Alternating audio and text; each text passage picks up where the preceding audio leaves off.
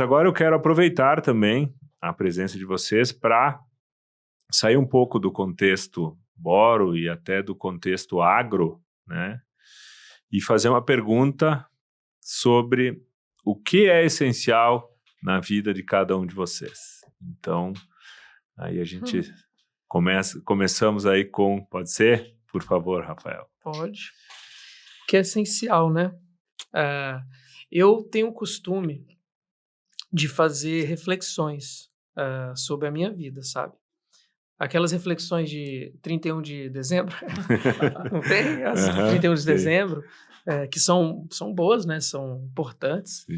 Mas tem um texto bíblico, Fábio, que fala assim: ensina-me, ó Senhor, a contar os meus dias, para que eu alcance coração sábio. É um salmo, em que a mensagem ali é: o contar os dias é refletir sobre o que aconteceu no dia. É tipo aquela reflexão de 31 de janeiro, você fazer todo dia. Para que você alcance o coração sábio, que é o quê? Aprender com as experiências que você viveu. Você passar por um dia inteiro errando e acertando e não aprender nada, você existiu, você não viveu. E não que eu faça isso sempre, porque, né, a gente vai tentando melhorar a cada dia, mas eu tento. E aí nessas reflexões de aprendizado para alcançar um coração sábio, é que eu reforço isso que você acabou de perguntar, o que é essencial, né? A gente vive muita coisa ao longo de 24 horas do dia e, às vezes, nessa reflexão, a gente pensa, cara, como eu gastei tempo, como eu investi tempo naquilo que não é essencial. O trágico é viver uma vida inteira assim. Um dia, uma semana, a gente acaba, às vezes, percebendo, e o perceber também é aprendizado. E nessas milhares de reflexões que eu tento fazer dia a dia, e mês a mês também, no final do mês, eu gosto de olhar para minha agenda, ver o que eu fiz, e no final do ano também, cara, eu tenho percebido que, número 1, né? E eu já fiz algumas postagens no Instagram sobre isso, lá no 31, não posto a minha reflexão de todo dia, mas a do 31 eu posto qual é o que eu confirmo pro ano que vem que eu quero que seja essencial. Número 1, Deus. Amém. Número 1, Deus. Por muitos motivos. Uma vez uma pessoa chegou para mim e falou assim: professor, você é um cara religioso, né? Aí eu falei assim: olha, eu não sei o que você quer dizer com isso, mas assim, eu levo a sério. Se você, por religioso, quer dizer alguém que leva esse negócio a sério, então pode dizer que eu sou religioso. Por quê? Eu acho que tudo tem que ser levado a sério. Você trabalha, você tem que levar a sério o seu casamento, suas amizades, né? O seu trabalho. E se você confessa uma fé, que leve aquilo a sério. Entende? Ou então não confessa essa fé, ou então vai fazer outra coisa. Não é de vez em quando, né? Assim, então, ou assim, quando a coisa aperta. Porque às vezes fala, o cara religioso tem toda aquela visão pejorativa, né? Que às vezes a mídia tenta colocar de uma pessoa religiosa, que é uma pessoa bitolada, que é uma pessoa que não tolera, intolerante, etc, etc. Eu sou um cara que leva a sério aquilo que eu acredito. E nesses termos, eu percebo Deus na da minha vida de várias maneiras. Então, para mim, ele é essencial. Toda vez que as coisas dão errado e eu vou contar o meu dia para alcançar o coração sábio, eu percebo que foi porque eu tomei decisões por minha própria conta. Sem as indicações que ele dá, que são as melhores indicações. Usando ali o meu egoísmo, a minha vaidade, a minha ganância, os meus vícios, né, de caráter, e não as virtudes de caráter que ele quer colocar dentro de mim. Então, Deus é o primeiro de tudo. O segundo é a família. E eu confesso que, de novo, porque aqui eu poderia colocar o que é o ideal na cabeça do Rafael. Agora eu vou colocar o que é que o Rafael tem conseguido fazer. Eu tenho conseguido colocar Deus como essencial em primeiro lugar, mas vira e mexe eu não tenho colocado a família em segundo lugar, abaixo de Deus. É um desafio, né? É um desafio. Para mim, é o segundo lugar. Para mim, é essencial. Não é que não seja. Mas nesse de contar os dias e contar as semanas, a gente vai percebendo que, às vezes, eu vou deixando a família de lado, sabe? Eu me identifico com isso também, pela nossa rotina, por aquela... e, às vezes, até a intenção final é a família. Isso, é boa a intenção. Exato, não é que a gente é mal. Mas a demanda, ela acaba sendo, às vezes, incompatível, né? Então, eu me identifico com isso muito também. Então, assim, para mim a família é o essencial também, porque, cara, você é a base, né? Você tá ali tá trabalhando, mas você tá pensando na família, não apenas o sustento físico, né? Mas você tá pensando na família, você tá com saudade da família no meio das viagens, você, enfim, a família... Poxa, quando você tá bem com a sua família, você vai com outro ânimo pro trabalho, né? Sem dúvida. Acho que o homem foi feito para conquistar. Acho que faz parte da natureza do que é ser homem, é desbravar, não é? É conquistar, é resolver. Agora é muito diferente quando você vai desbravar, conquistar e resolver, tendo um suporte familiar. Sabendo que você, lá na tua casa, tô falando, é isso aí, vai lá, conquista. Ou quando você volta da conquista, tem uma família que quer te receber de braços abertos. Vamos comemorar junto, vamos comemorar nosso. Junto. Né? Então, família, cara, segundo lugar. E para terminar, né, Deus, família, né, temos o que é essencial, Deus, família, e aí eu colocaria em terceiro lugar, eu colocaria o outro, que seria o que a Bíblia chama de o próximo. Eu tenho exercitado muito, cara, muito, fazer as coisas não olhando só para mim. Eu percebo que eu poderia colocar aqui vários outros elementos no terceiro lugar. E de verdade, esse é um que eu tenho há já alguns anos exercitado, que é fazer as coisas pensando na outra pessoa. Vou dar exemplo prático. O Bruno já deve ter passado por isso. A gente tá ali, chegou, decide o avião, um RTV, um DM, busca a gente no aeroporto e a gente vai rodar mais 3 horas de carro até o próximo destino. Isso porque a gente pegou um voo de madrugada.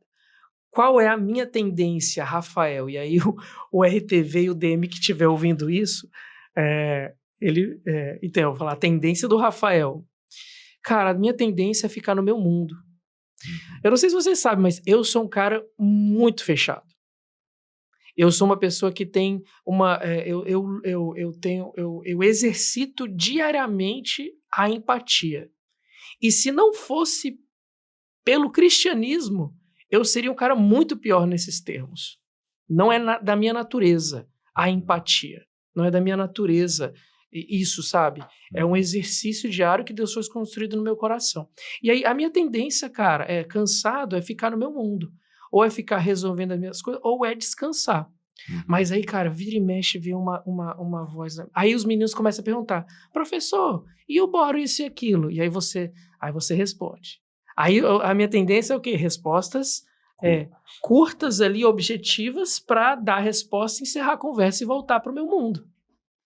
E aí daqui a pouco ele, e professor, e o calcário? E professor, tu sabe que é assim. E aí no momento, cara, vira e mexe, aparece assim, aquela voz na minha mente que fala assim, não é sobre você. E aí eu falo, tá bom. E aí eu me abro pra pessoa, e aí vou conversar com a pessoa, e aí vou dar respostas longas pra caramba, porque aí eu faço muita resposta longa, porque eu quero explicar todas as nuances. Você é o professor que eu sei que o Bruno é. O Bruno parece que isso é natural dele. Eu tenho dificuldade, cara, por essa questão da empatia. Então, o exercício do outro, sabe, Fábio? Pensar no outro. E sempre, no final, a gente é beneficiado. Sim. Eu sei disso. Só que, assim, alguém pode estar ouvindo isso e falando, credo, que pessoa horrível. Então, me desculpa, mas essa é a natureza com a qual eu luto, entende? De pensar cada vez mais no outro e menos em mim. Eu sei que sempre vai acontecer coisas boas comigo. Mas o terceiro pilar é isso, na esfera profissional. Então, você pode ter certeza que a minha agenda é essa loucura porque eu penso no outro. Porque se eu fosse pensar em mim, eu não precisaria mais disso. Talvez lá atrás eu precisei, mas hoje eu não preciso mais. O dinheiro que a gente ganha fazendo palestra não é sobre isso que eu faço. E, inclusive, eu teria que abrir nuances da minha vida pessoal, porque até esse dinheiro não fica comigo.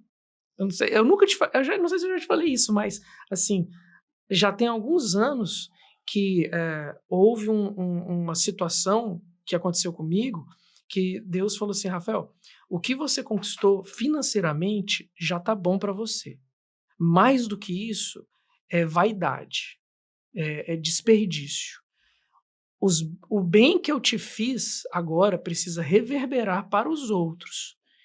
Então, cara, 100% do que eu ganho depois disso, depois que eu alcancei isso, que Deus falou que era o suficiente, eu dou. Bacana. Todas as palestras, as imersões, faz parte de um projeto. A gente tem um projeto de ajudar missionários que fazem missão em comunidades carentes, um projeto de construção de igrejas e ambientes de ajuda comunitária, projeto de assistir pessoas com cestas básicas, etc, etc, etc. E, na realidade, quando vem um convite, eu aceito o convite da palestra, porque na minha combina com Deus, eu falei, tá bom, Já sabe. eu quero ficar com a minha família, mas se o senhor está dando essas coisas é porque esse recurso vai ser importante para ajudar outros, e aí eu vou topando. Então, Bacana, eu não o sabia. terceiro pilar é o outro, é fazer pelo outro, pelo agro, pelo ser humano que está do lado, que ele tem um nome, um CPF, uma história. Eu quero ajudar o RTV a vender mais, eu quero ajudar o EDM a fazer um treinamento melhor, quero ajudar o produtor a produzir mais, porque é a minha missão ajudar o outro. Muito bacana. E tu sabe que o teu essencial, né, você citou na ordem Deus, família e o outro. O teu essencial aos meus olhos é o essencial para o mundo, né? Então eu te parabenizo aqui por esse teu pensar e esse teu agir, né? Por mais que às vezes ou muitas vezes não seja fácil, né?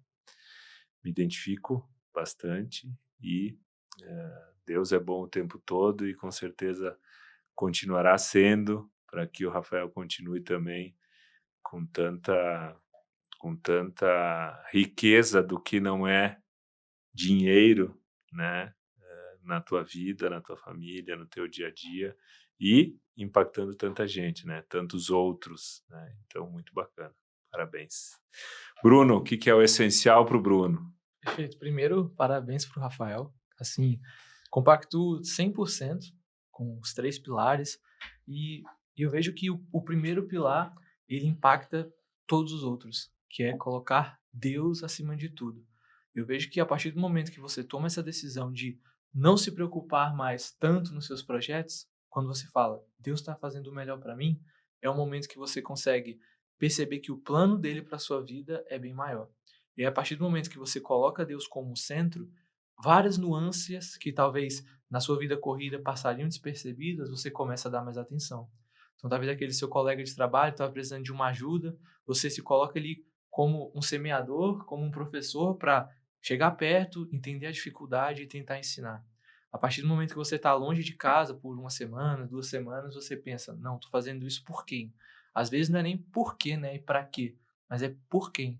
E aí, a partir do momento que você senta com Deus, conversa com Deus, entende o propósito dele para a sua vida, você começa a elencar as coisas e ver que aquilo que é essencial para você é justamente aquilo que te coloca mais próximo de Deus.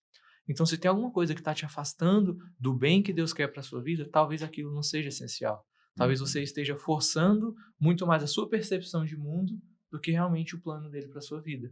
Então, quando você entende que família, colocar o outro, como o Rafael disse, se colocar no lugar do outro e tentar ajudá-lo a alcançar essa plenitude de entender que ele é mais uma pessoa, mas que está cercada de outras pessoas que talvez estão passando por uma dificuldade e que você pode ajudar ela com a palavra, com o ensinamento, com uma vivência, e com ela conversando ali por 3 horas sobre calcário, sobre alguma coisa, fazem diferença. Então, sempre gosto de ir nas palestras, conversar com as pessoas e entender quem é o ser humano. Eu sei que às vezes a gente está falando com alguém do comercial, está falando com um produtor, mas tem uma pessoa ali que tem sonhos, tem objetivos, que tem as crenças delas, tem as dificuldades, e aí a partir do momento que você consegue semear algo além do técnico, algo que traz uma visão para a pessoa de que Deus está preparando uma coisa melhor para você, e que a partir do seu trabalho, daquilo que você faz, você consegue abrir esse leque, isso é gratificante. A gente está aqui para ensinar o técnico, ensinar aquilo que a gente tem aprendido, mas acima de tudo, ensinar um pouco do que é a vida, pouco que eu sei, o pouco que eu já vivi, mas com certeza, alguém que está ouvindo está pensando, nossa, ele é mais novo, mas isso realmente faz diferença. Daqui a pouco eu estou colocando o trabalho, estou colocando a minha situação financeira ou os meus objetivos profissionais acima da minha família. Mas Deus sempre diz, né, pra gente estar próximo daqueles que amam a gente. E eu acho que quando você coloca isso na sua vida, é onde você consegue ter energia. Eu tenho certeza que muitas vezes a gente está cansado e a gente sabe que tem um objetivo, mas sozinho a gente não conseguiria.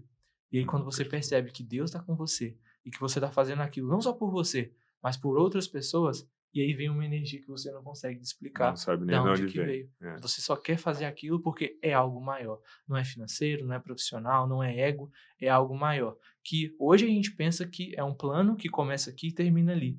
Mas Deus já viu lá na frente, né? Ele já viu que tudo isso que a gente está fazendo vai impactar de forma positiva a vida de outra pessoa. Então, assim, o pilar essencial é colocar Deus acima de tudo, seguindo os mandamentos e entendendo que se é da vontade dele, é bom pra gente. Porque a vontade de Deus ela é boa, perfeita e agradável. Então, se a gente seguir esse plano de vida, com certeza a gente vai ser feliz e vai conseguir enxergar o que realmente é essencial.